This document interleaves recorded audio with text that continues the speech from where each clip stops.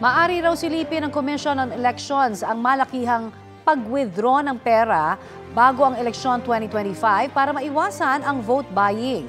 Ayon sa Legal Network for Truthful Elections o LENTE, nakakuha sila ng impormasyon na umaabot sa 35,000 pesos ang vote buying para sa pagka-mayor noong nakaraang eleksyon. Balitang hatid ni JP Soriano.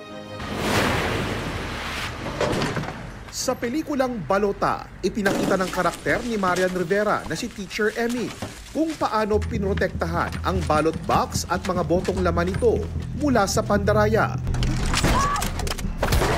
Kathang isip man ang pelikula, nangyayari talaga ang pangaagaw sa mga balota para di mabilang sa canvassing noong panahong mano-mano pa ang eleksyon. Ngayong transmitted na ang bilang, mas nakatuon na umano ang mga gustong mandaya sa pagbili ng boto ayon sa Legal Network for Truthful Elections o LENTE.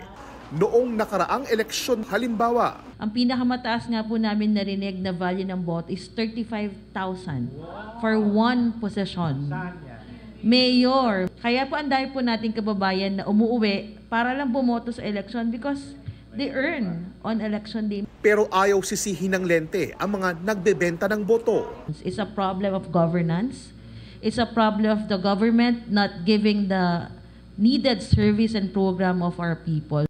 Sabi naman ni COMELEC Chairperson George Garcia, walang vote buyer kung walang vote seller. Kaya maaarian niyang silipin ng komisyon ang mga malakihang withdrawal ng pera bago ang eleksyon. Nananawagan din siya sa mga inalok at inabutan ng bayad na tumistigo para mapanagot ang mga namili ng boto na ipinagbabawal sa batas.